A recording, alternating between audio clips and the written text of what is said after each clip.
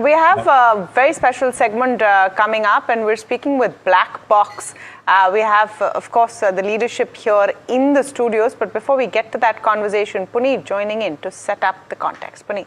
Well, thank you for that. So one of the beneficiaries of what we've seen in the AI plays, and definitely for Black Box, new partnership with Anos will, give the further boost to the company. Now, this will be, of course, to scale AI solutions, and it will, free for end-to-end AI infra capabilities of the company. So a little bit more details on what are some of the financial implications of that will be something to watch. FY26, as a whole, revenue grew about 6% at 6,300 odd crores. Margins have been maintained at the 9% range. So, but the company has given a growth map until FY30, where they are expecting revenue to double to almost 12,000 odd crores. So, what will be some of the key strategies? Will it be acquisition-led or new technologies? Will be something to watch from this. Aiming for a 10% EBITDA profile as well, and which is something to watch in terms of how the EBITDA expansion drive goes through. So, these are some of the key highlights to watch out for from this conversation.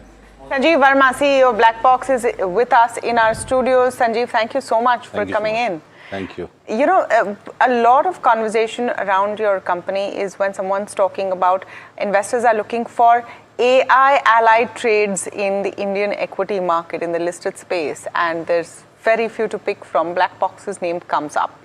I'm going to start by asking you to explain where your company is positioned right now in this ever-changing landscape of AI before we take the conversation further.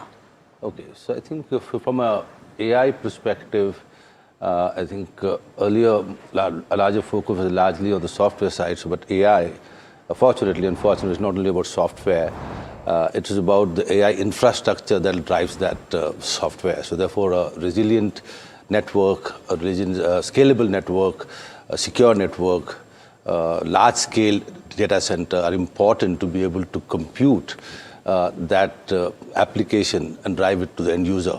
It's about experience. And for experience, you don't only require a nice car, you require a good highways, right? So if you have a very nice car and a very poor highway, you'll not get the experience. So similarly, if you look at software to be the car and infrastructure to be the road, a Black Box is the business of building that infrastructure that provides the experience. So we are at the cusp of the network that provides that experience to experience the AI that you want to experience. And what has that visibility looked like, say, in the last couple of years? Dramatically high, right? So I think from adoption to execution is where we are going at this time. Irrespective whether customers are talking about AI, whether they will invest in AI or not, they definitely know that they have to be ready for AI. So a very large part of that, whether building a network or investing in data centers, is getting ready for what's coming ahead. So I think a massive opportunity globally. India, of course, at the cusp of investing very highly. We are very underserved, 1.5 gigawatts. It's a very small investment. So of course, very large investment coming up in this space to drive next generation experiences. Okay, Sanjeev, my question then to you is, when you're saying we are underserved in terms of Indian markets, how much is Black Box looking at in terms of investments in India, number one? And two, the construction cost. If you have to look at the US versus the India, there is a large differential coming in there. If I'm not mistaken, what, 12 to $15 million per megawatt is what US is commanding. India sitting at what, 50-60 crores, which turns out to 5 to 6. Yeah, I mean 5 to 7 million, right? Yeah. In that kind of a scenario, if you're expanding in the in the Indian markets versus US for your data center bit, does that actually have an impact in terms of where margins are concerned? Because the lower per megawatt somewhere will have an impact on business. A good question. So we have two clear focus markets. Of course, America clearly for Black Box remains a very highly accretive market. It is growing faster, it deploys earlier. But if you look from India perspective, we start late, but we do a lot, right? If you look at telecom, we never had a CDMA. We started with 2G, 3G, and of course 5G. So we started a little later. We are a little late country, but we do it in a robust manner. So I believe India will invest heavily in this space. From a Black Box standpoint, yes, from a cost of labor is cheaper here, so the overall cost for delivery would be cheaper. People want to do that. But I think we cannot ignore India. Black Box definitely wants to invest highly in India. We put up a center of excellence. We are currently getting ready to partake in India, specifically because many of the global players we serve are India bound at this time. So from a operating procedure perspective, we see a benefit for us. The learning curve would be small. So we are very bullish on India from that perspective. Okay. And how much are you modeling in terms of margin growth then, if you have to look at 27, 28? Because gradually you will see that grow then. So overall, I think we've gone public saying we are aspirational to take our business from currently where we are to 2 billion. At that scale, over the next 3-4 years' time, we expect India to be contributing 10% of that. Okay. Right, so it's close to about, say, 2,000 crores from that perspective. Right, and coming back to the margin, I think we have to adjust margin to scale, right? And I think the cost to serve in India will become smaller when the scale becomes bigger. So it will continue to remain margin accretive. So I think we are going about 10-11% operating margin. We should be able to deliver that in India as well. Okay. Sanjeev, my name is Neeraj, and I was looking at the numbers and the targets that you've given, right? So 12,000 crores is the organic growth by FY30. Yes. And aspirational is 2 billion, which means, right?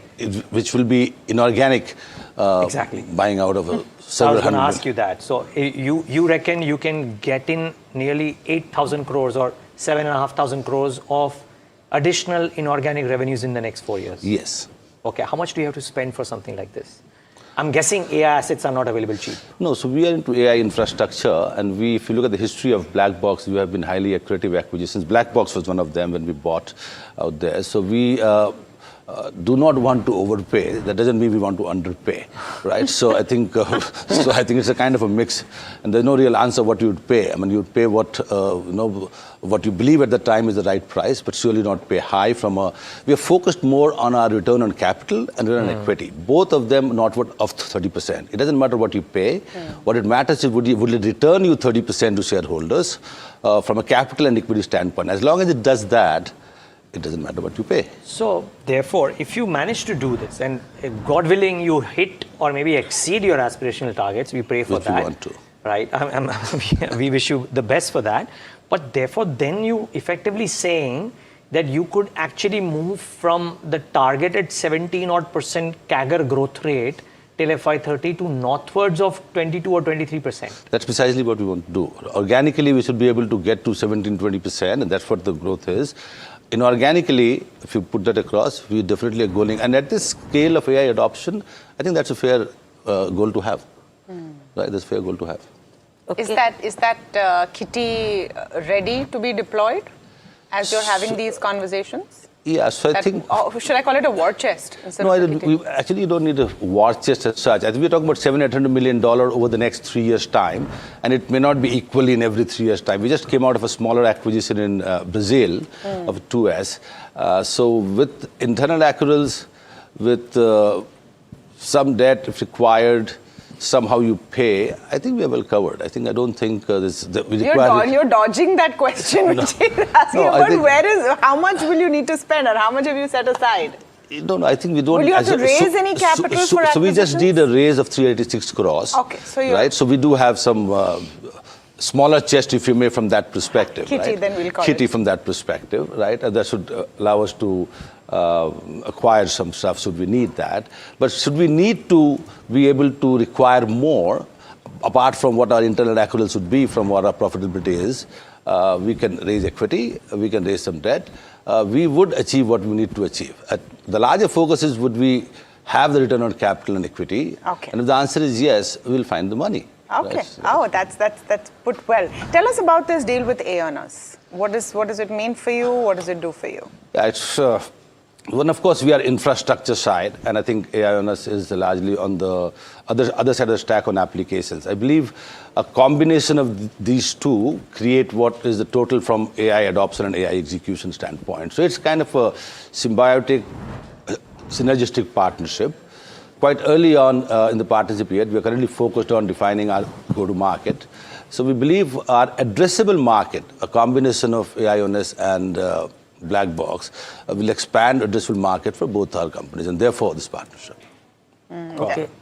What are you looking at in terms of potential revenues or, what do you plan to achieve out of it and the timelines? Because it's still a go-to-market strategy. Yes. So I think initially, currently we are finalizing or working on a robust, sound go-to-market strategy. From there on, I think customers that we believe are more quicker on AI adoption, largely from workplace and customer experience, be it financial sector. I think over the next 3-4 years' time, the goal aspirationally is to get into triple-digit millions. I cannot put a number at this time, but clearly, if you have a partnership and we can't get into a triple-digit over the next 3-4 years' time, that would fall short of expectations. That's what I would say at this time, but I think more to come as we move forward. Got it. What should investors watch out for? I was tempted to ask you about execution risk, but let's say you have set up this goal. If people want to monitor it, right, about what is it that you do which enables you to reach this, what is that 1 or 2 key metrics that people should keep an eye out for? Well, of course, backlog and order book. We just reported a very, very strong backlog of order book. We were at 500 million-ish backlog every quarter. That moved to 800 million, so 60% growth on backlog. We expect and we booked about $1 billion of order book in the last fiscal year. We expect that booking this year to grow 50-60%, if not more. So this should track a backlog to order book to projects, because that's, if you don't have a bank in your account, you can't spend money. So if you can't have a backlog, you can't get revenues. So that's one of the key metrics to track for sure. What is the AI deal pipeline looking like right now? Very strong. I think. Sanjeev, you have to leave us with one number. No, I think more than numbers, adjectives. No, I just gave you the numbers, right? I think we grew. The numbers are what the numbers are. We just reported. I think most of our conversations now are AI-led in some shape or form, right? Either it is AI adoption or AI readiness. If you look at the data center boom worldwide, it's about AI readiness at this time. It's about spending money. We're not even talking about generating money, because if you can't put those infrastructures, you can't generate. So we are focused on supporting the build out of that infrastructure. Sure. So from a deal pipeline perspective, I think if we are planning to close 50-60% more of booking than previous year, which lands about $1.5 billion or more, clearly the deal pipeline is about 2-3 times than that. So the math is simple, right? I mean, in our business, you should at least cover 2-3 times of what you expected bookings are. So several billion would be the question, would be the answer, sorry. Okay. Sanjeev, great having you here. Thank you. Thank you for coming in and talking to us about Black Box and what the company does. It's in a very exciting space, and we're keen to watch this journey. Thank you so much. Pleasure. Thank you. Thank you. All right. Focus now.